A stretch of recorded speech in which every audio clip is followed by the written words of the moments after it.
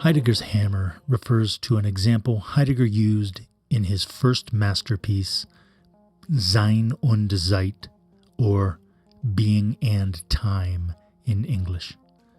Originally published in 1927, Being and Time is always considered to be at least in the top 3, if not the greatest philosophical work written in the 20th century. Heidegger uses the example of someone swinging a hammer to illustrate his distinction between what he called the ready-to-hand and the present-at-hand, or Zuhandenheit and Vorhandenheit, respectively. Take a carpenter hammering nails, for example. A skilled carpenter does not need to think about the hammer or the nails while hammering. In such an instance, the hammer is ready to hand to the carpenter. Or, stated more technically, we can say the relation of being between the carpenter and the hammer is the mode of ready to hand.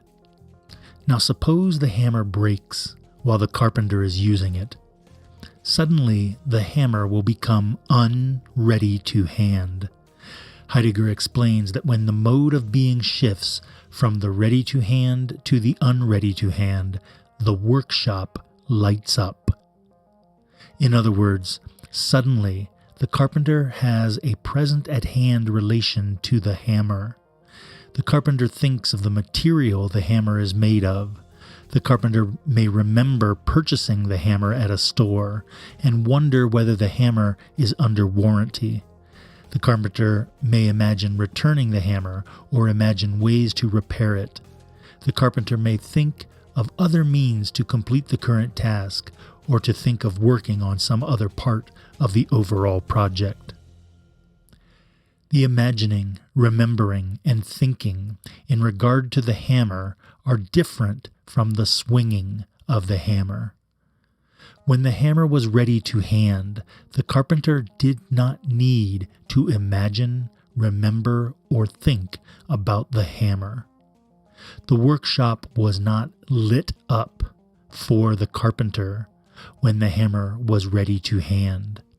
The unreadiness to hand of the broken hammer shifted the mode of being into one in which these other aspects of the being of the hammer were lit up.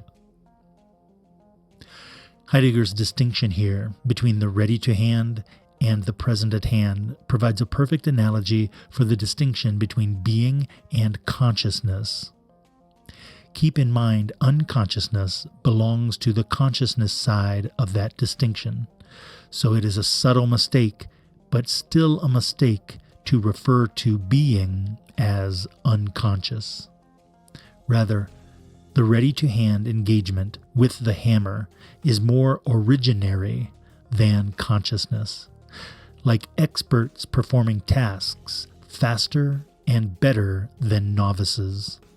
The ready-to-hand, according to Merleau-Ponty, may be thought of like muscle memory, and a use of equipment that does not require conscious, present-at-hand control. There are 3 important insights that this example should illuminate for us. First, being is first. Thinking is second. Consciousness and unconsciousness are second. You must be if you are going to be unconscious, or if you are a Freudian, if you're going to have the unconscious. What that means is that being does not depend on the kind of content that we find in consciousness. Rather, being is the condition for the possibility of the content we find in consciousness. We could also say the content we find in unconsciousness. And the content that we find in consciousness is called discursive. In fact, that's really just a technical way of restating the first insight, that being is first and thinking is second. Yet this second insight is very important because it has something to say about language. So after stating the third insight, we will return to the second insight to finish this discussion of Heidegger's hammer.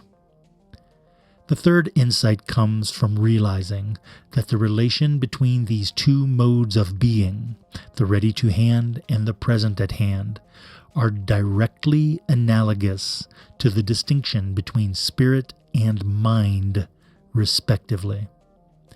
And don't forget, the spirit and the will are the same thing from two different points of view. Thus, the spirit's and the will's engagement with the content of the world is more originary than the mind's engagement with the content of the world.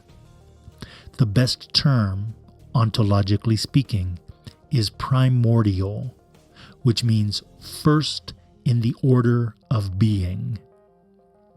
The spirit's and the will's engagement with the content of the world is more primordial than the mind's engagement. To conclude, consider the second insight again. What it means is that how we talk about something is less originary, less primordial than that thing's being. As Aristotle would have said, you can eat a cow, but you can't eat the definition of a cow. How we refer to the cow doesn't have as much reality as the cow itself, as the being of the cow. Heidegger's hammer.